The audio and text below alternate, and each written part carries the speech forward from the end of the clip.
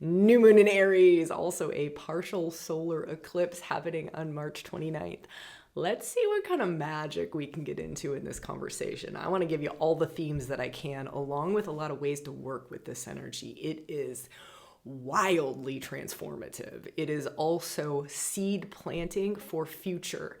Not just short-term future, but big, deep, radical change, radical transformation. This is a super new moon, right? So it's louder, stronger, more potent. It's an eclipse, which makes it, what are we eclipsing in? Like, eclipses have incredible power to eclipse something into our lives. And so these seed planting, these kind of setting our intentions, this working with the energy is extra potent around eclipse moons. So this one is wild and beautiful, and I'm crazy excited to tell you how we can work with it and get the most out of it. Okay, let's feel into first things first. Let's go off this new moon a little bit further. New moons are always a new beginning, a new chapter. Now, this is a newer beginning, a bigger beginning. Instead of maybe like the start of a new chapter in your life, it's like the start of a new book in your life. Like, that's how we want to feel into this new moon. It's the start of a new book. And it's almost everything is up for grabs for a fresh start, a new start. Now, if you are into astrology and you want to look at the area of your life that this new moon is falling, that could be really insightful. So let's say it's falling in your fourth house. That would be a new beginning, new chapter with home, with family. And that could give you some real insights into kind of what's being revealed during this eclipse season. So eclipse seasons, they hide things to reveal things. Isn't this interesting? Yeah, we'll talk maybe a little bit more about that. We'll see what we get into. But you want to look in your birth chart for where 9 degrees of Aries is falling. That's where this new moon is taking place. So when the new moon takes place, it's the sun and moon conjunct at 9 degrees of Aries. And then you want to look at the house that it's falling in and if it's aspecting anything. If you don't know how to do that, we did a free masterclass on how to run a free birth chart and how to look at where 9 degrees Aries is, what house. I talk you through it step by step.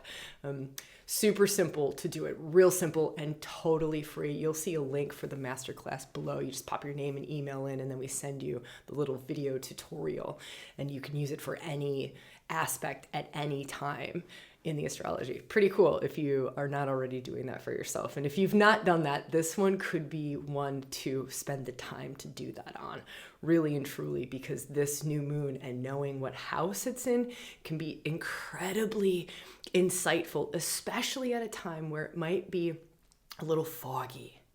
So if you're feeling like things are a little foggy or a little confusing, that is so this moment in time. Neptune, 29th degree of Pisces. So foggy, so watery, so confusing. Mercury is retrograde right now. That's also like the mind has just gone on a little bit of a sojourn inward, and so not operating the way he normally would.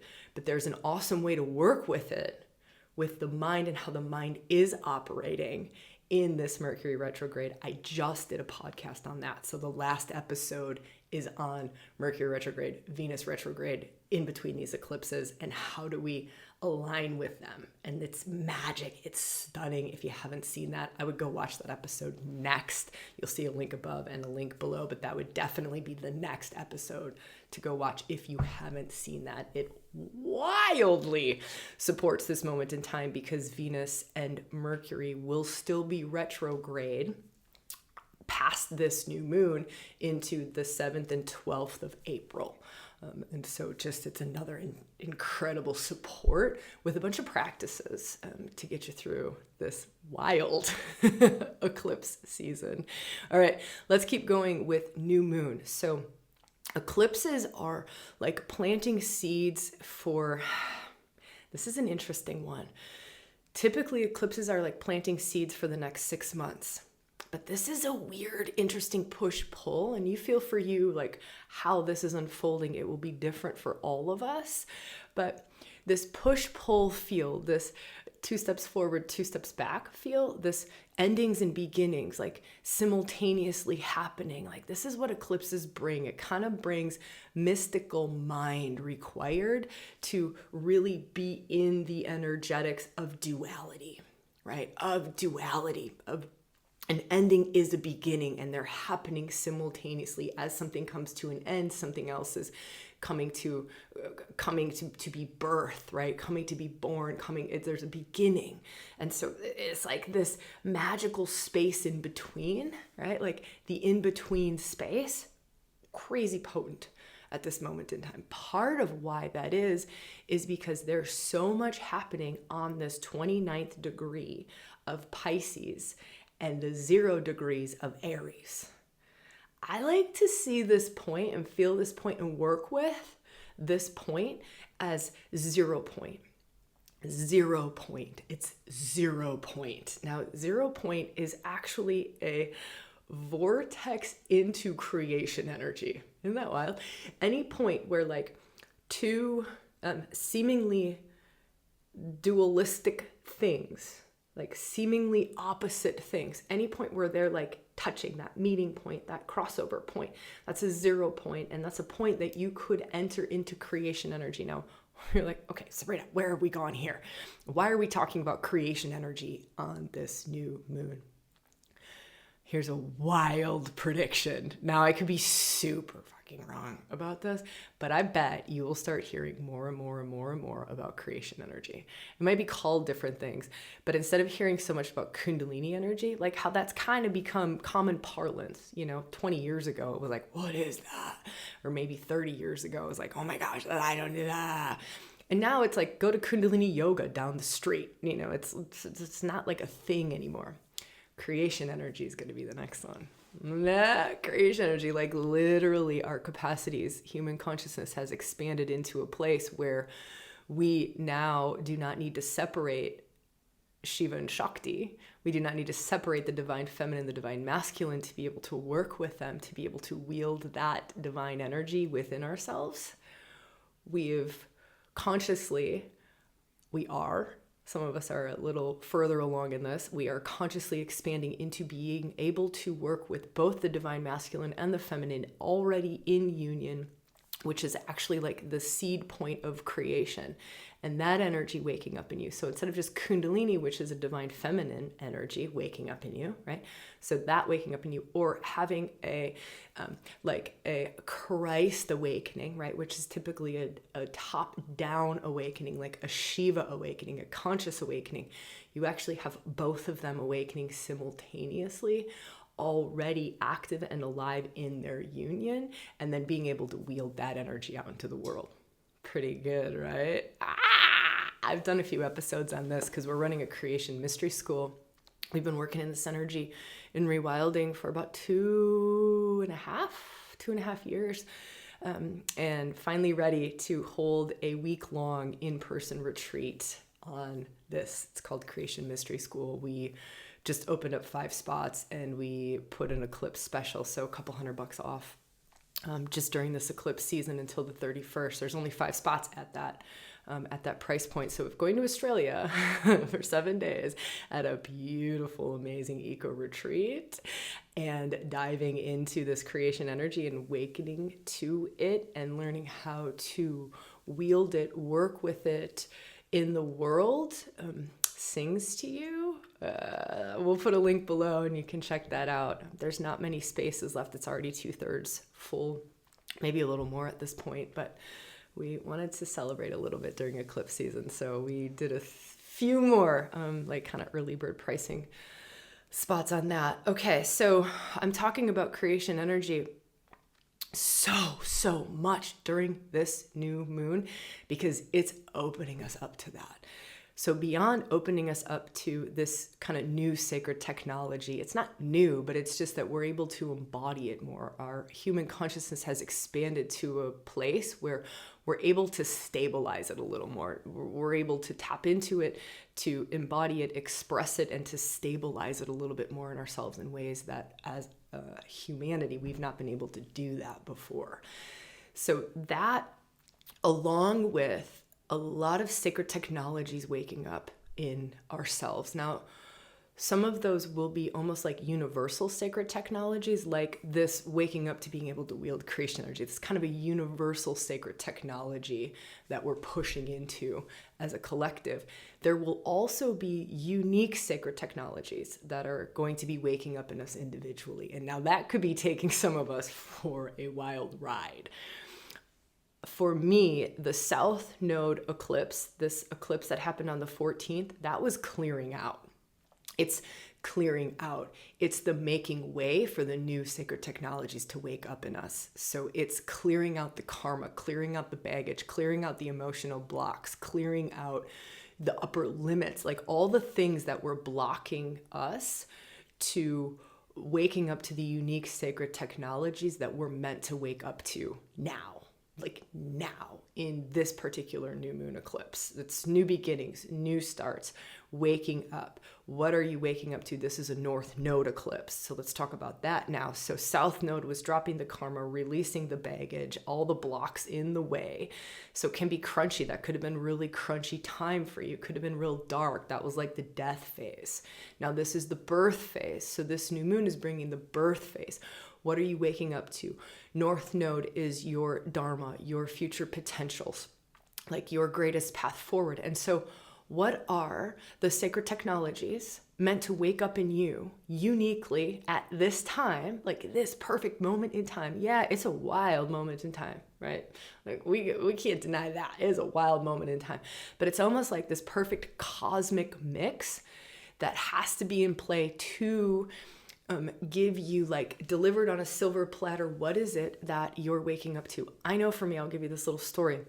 I know for me, there are certain capacities that have only woke up in me, and they're like, some of them are weird esoteric capacities. Like, I didn't know that I could do this, or I didn't know I could like give activations of sacred energies to 36 archetypal energies. I had no idea. But I was put into challenging situations, almost like on the spot, to do it. And it just opened up. It just happened. I also know that there's a lot of challenges in my life right now. Challenges. Here, my house closes today as I'm recording this on the equinox, the 20th. My house closes today, so it's moving. I'm leaving the dragon line. This is a whole chapter that's closing for me. I got a call this morning. My mom's in the hospital with an area of the body that my grandmother, her mom, died from, right? I mean, this is like wild. There's like a lot of stuff with like moving out of the state and what does all of that mean and my relationship.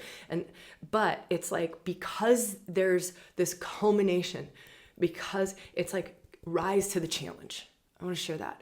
Rise to the challenge, because I know some of you are going through that as a theme of rise to the challenge. And instead of saying like, woe is me, how can this possibly be all converging at the same time? Like, why are you making this so hard, universe? Come on, can a girl catch a break? Yeah, I definitely have moments like that. But overall, and for the majority, it's like rising to the challenge because of this perfectly orchestrated and really shifting my mindset to be in, this is a perfect orchestration. It is my perfect storm. The things that are showing up in my world, in my life right now, it is the perfect storm. It is the perfect storm. I'm really feeling that. That's eclipse seasons. That's a Mercury retrograde, a Venus retrograde in an eclipse season, the perfect storm. And so rise to the challenge. Now there's this fun thing that I want to share with you too.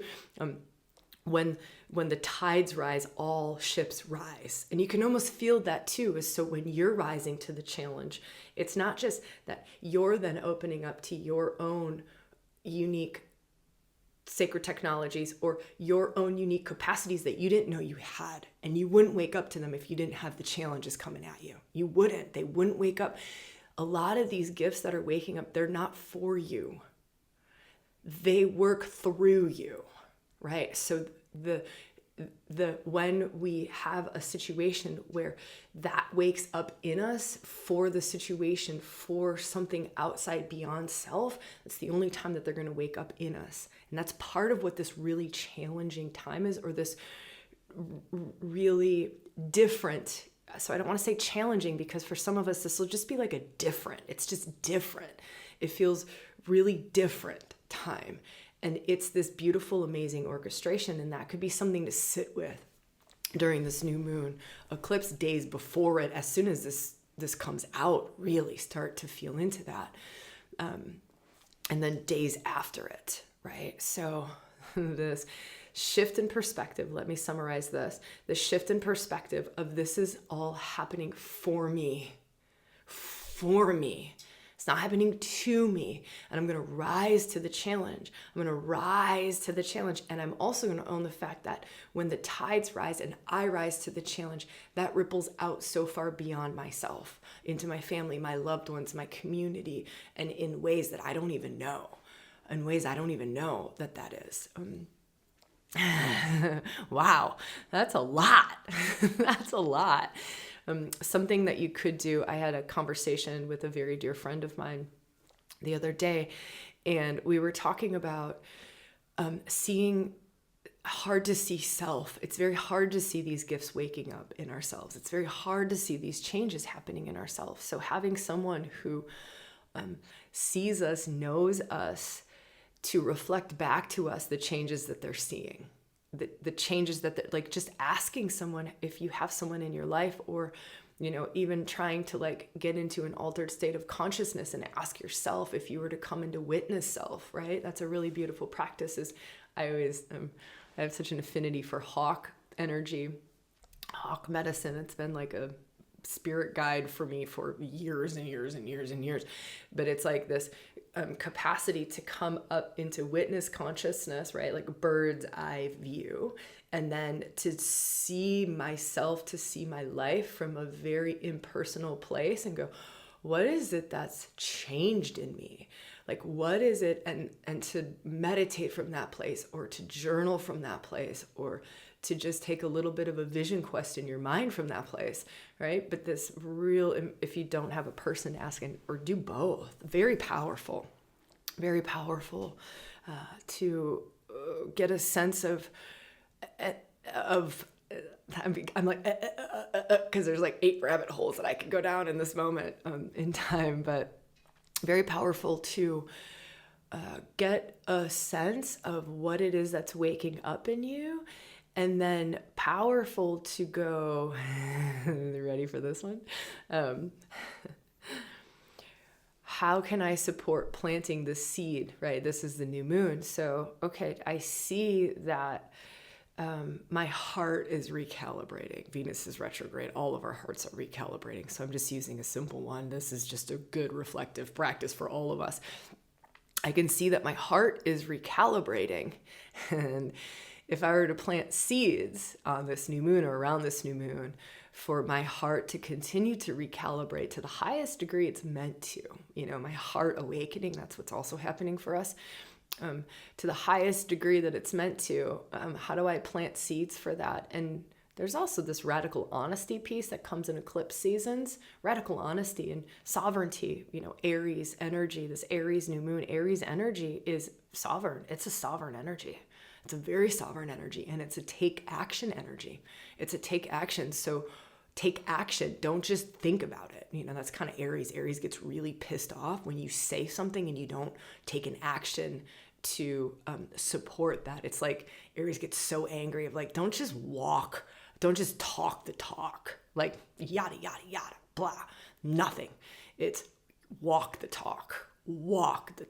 And so there's this real sovereignty, real radical honesty with self around, whoa, I'm creating mental chaos. This could be one that's happening for a lot of us because Neptune's at that 29th degree, right? Just doing a ton of dance with Venus, Mercury retrograding. Like there's a lot of confusion that can be going on. But feel for this one.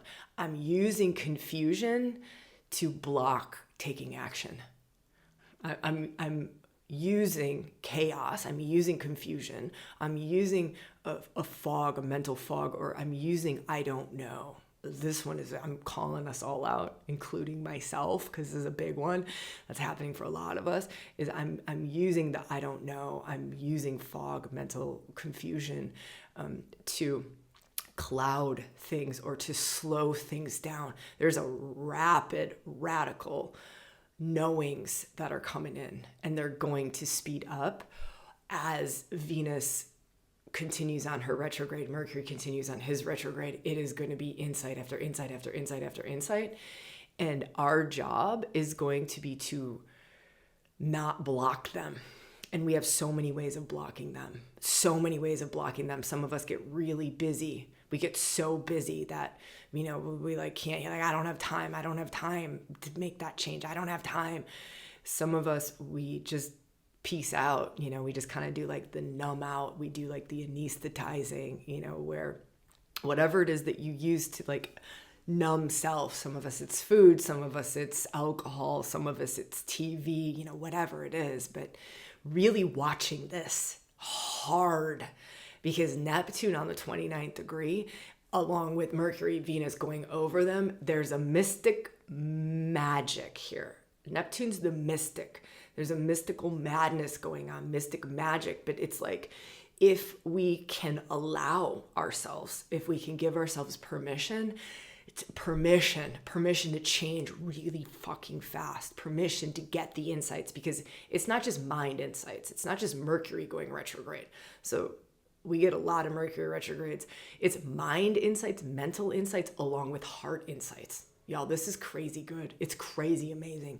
The insight, knowing, gnosis. But it's going to be deep radical change. It's going to be deep radical change. And there's going to be a part of our systems that's going to want to fight that. Especially with Mars square Chiron. We'll talk about that in a minute. That's tough. That like warrior in us is going to want to deny it. It's gonna, part of our ego structure, our ego self is gonna want to deny the change that's being asked to be made, because it is a dissolving of ego self. There is a dissolving of ego self to be born anew, to come into a new ego structure. And that can be very, very hard. We can also be so fearful of losing our loved ones or losing safety, security. That's going to be up and loud. Root chakra work, loving self, wrapping your arms around yourself. Inner child can be coming up. If we're doing the deep work, if we're anesthetizing, that shit ain't coming up. You're just like drowning out movies for 3 weeks, whatever. You ain't going to be getting a lot of this stuff. I don't say that with any kind of a judgment. I say that as a way of inviting us to go for it, because it is this real amazing limited time. We will never see this again in our lives. And this isn't just like some, astrologer yabba dabba do. Like we won't see this. You won't ever see Neptune moving into Aries ever again. You will never see a Venus retrograde, a Mercury retrograde in the middle of an eclipse season while Neptune's moving into Aries ever. You'll never see it. We'll never have this. Never, ever, ever have this like rebirth moment. But the rebirth requires the death. And it requires a lot of courage and a lot of bravery to see what it is that is ending. So for me, my house is selling. It's sold today. Closes probably in a couple hours. I don't know. I might be done here with you and like get a note of like, hey, you are no longer tied energetically in this way to this place. But for me, it's, okay, this obviously on the surface, it means this, and this. But there is a deep undercurrent of it also means this, and this. And there are some of those things that I don't want to see. I don't want to know. I'm not ready to face. I'm not going to turn away from them. I'm not going to ignore them. I'm going to go at my pace, a pace that I, Sabrina, can handle.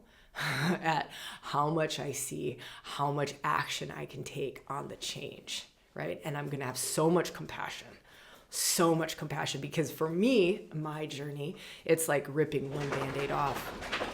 Tucker agrees. He's like, you better not be ripping me off, lady. I ain't going anywhere. I know, little bear. We're good. We already tried that once. Yeah, we already tried that. You just boomeranged right back. Yeah, we're lifers. So that's something to sit with, and you may not have a thing where like your house is selling and you're actually like physically moving from one place that is home to another place that is home, and you have this situation where you can go layer by layer by layer by layer by layer by layer. What else is changing? You may not have something like that. And then if that's the case, just go this moment in time. I'm changing. Things are changing. That is what is just absolutely, without a doubt, happening for all of us. It is happening, right? For all those reasons I said, we will never see this moment in time again. There is never going to be a rebirth like this. Never. Never. We're going to have a couple more similar to it in 2025. It is a lot of death for a lot of rebirth in all of 2025. This is just the first big one. This could be the biggest one of the year. I would say this will be one of the two biggest of the year. A death for a rebirth. Who you were is not who you will become. I mean, for some of us, we know we're already in it. We know. But for some of us, we won't really see it until end of April, middle of April. We'll start to get more and more clarity on what the rebirth meant, what the death meant, what we were letting go of. Okay, I know I'm harping on this point a lot. Let's talk about this Mars-Chiron square. Now, this has been an ongoing dance because Mars did his retrograde journey. He's now direct, so he's direct, but this is his kind of final square of his whole retrograde, which is review, revise, revisit, right? And that was the masculine warrior in us, the doer in us, the action-oriented part of self went on revise, review, revisit, to be revamped kind of a journey. Now, he's squaring Chiron, the wounded healer. This peaks a couple days before this eclipse, but it's alive and it's loud during this new moon eclipse. It's alive and loud during this moment in time of how well versed are you at moving through seeing your wounding? How many tools do you have in the tool chest? What are your coping mechanisms of healing? I'm not finding the best words here, but let me try to feel this for a little bit, do a little more with this. Healing masculine aspects of self. We all, some of us have had more experience with this. Some of us have come to higher expressions of how to heal masculine aspects of self. For some of us, we cannot even go near that territory. What?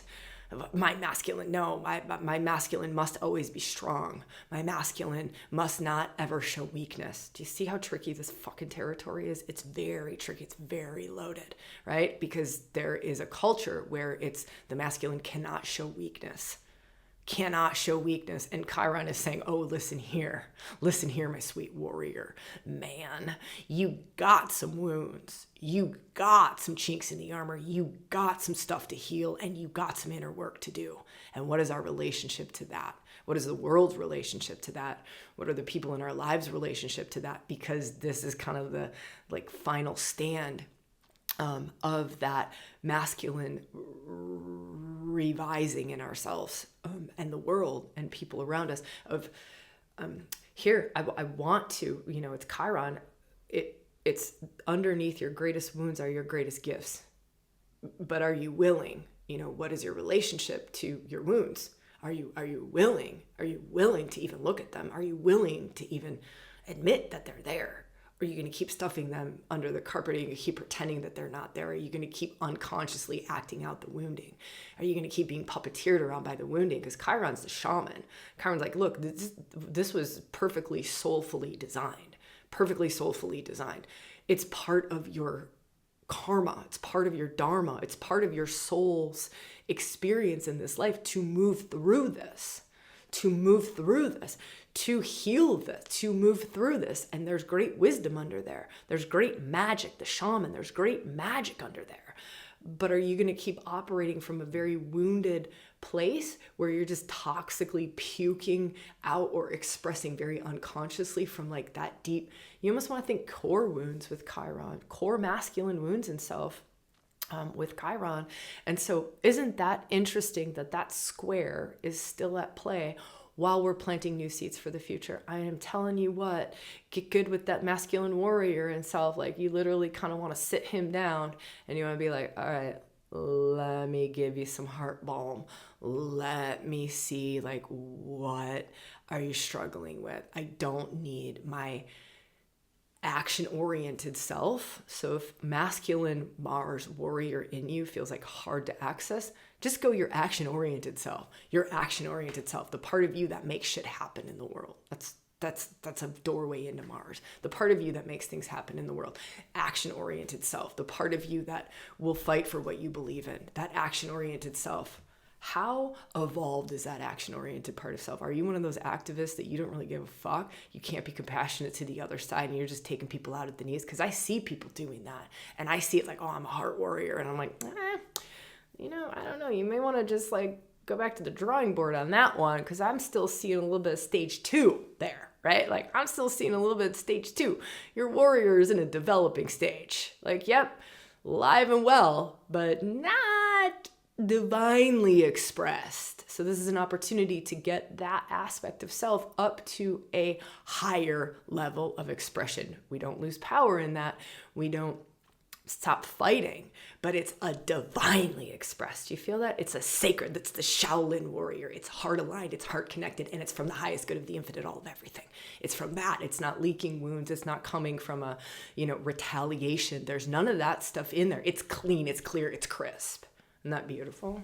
It's kind of wild. We do a lot of that work in the archetypes. The Mars archetype is really beautiful to work with. That stuff's not out yet. Eventually, we will have these archetypal activations and journeys available for you. So if that's singing, stay tuned. Stay tuned for that. Actually, one way that you can work with that is threefold path. That's a powerful, holy moly. That'll clean up your masculine like it's nobody's business. Way more powerful than the Mars archetype activation, because it's a 20 workshop, 20 lecture journey. That's going to clean up the masculine. It's also going to clean up the feminine. It's going to awaken both of those energies within, and then it's going to open you up to creation. So that energy that we talked about at the start of kind of this new moon is bringing on these new sacred technologies, and Kundalini, how that once was like, whoa, this is amazing. Like we're finally moving into this being so available and so easy to express and so easy to work with. Creation energy is going to be the new one. The new one, it's what we're now able to handle. So if you don't want to go to Australia, or that's too hard, or it's just too much to try to get to a week-long retreat, there's the threefold path, and that's a way to work with it. Open up to all of that. Clean up the masculine, open up the masculine, clean up the feminine, open up the feminine, clean up the sacred union. How much sacred union work have you done, right? Like how much are these two jiving in you, right? The descent of the masculine, the rise of the feminine. How much are they, the doing, if masculine and feminine don't work for you, that's fine. Doesn't matter. The doing part of you with the being part of you. How much are you still running over your intuition, running over your emotions, running over your feminine creativity, running her over? How much are you running that over?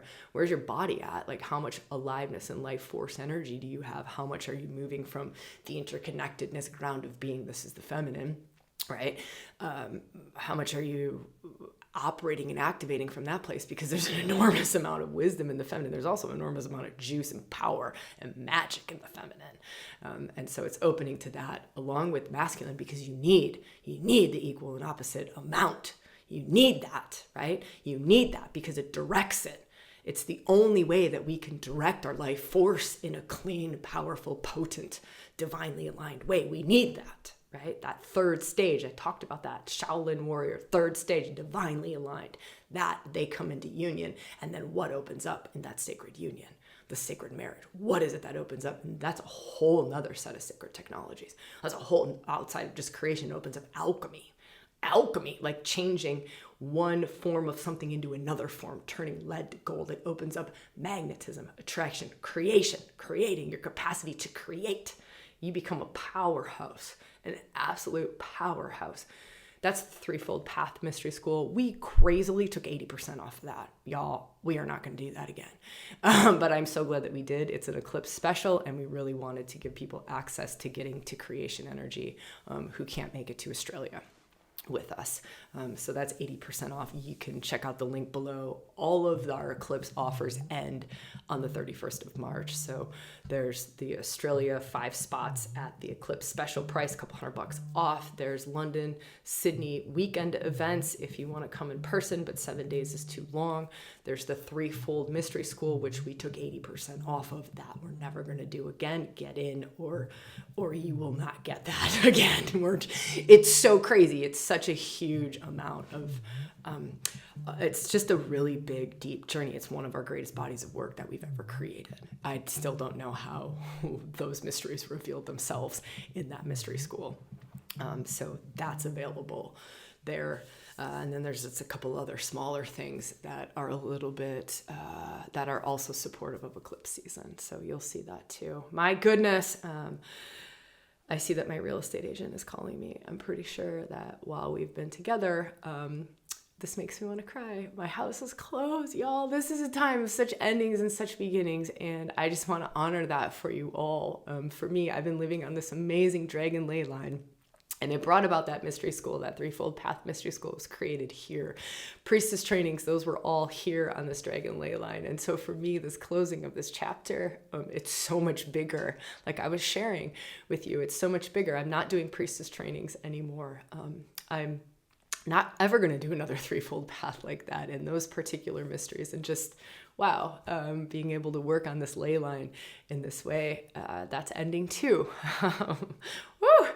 Wow, what timing, hey? To see my phone like light up just as we're closing here. Huge eclipse blessings to you. Huge new moon blessings to you. Yeah, would love to see you in the comments. I'm always there the first couple days. I need to get off of this video and just go have a good cry, like a really good death birth cry, like a celebratory and grieving cry, like just an honoring of it. And, yeah. I'm grateful for you. I'm grateful for this. I'm grateful that we get to do this. Huge love to you.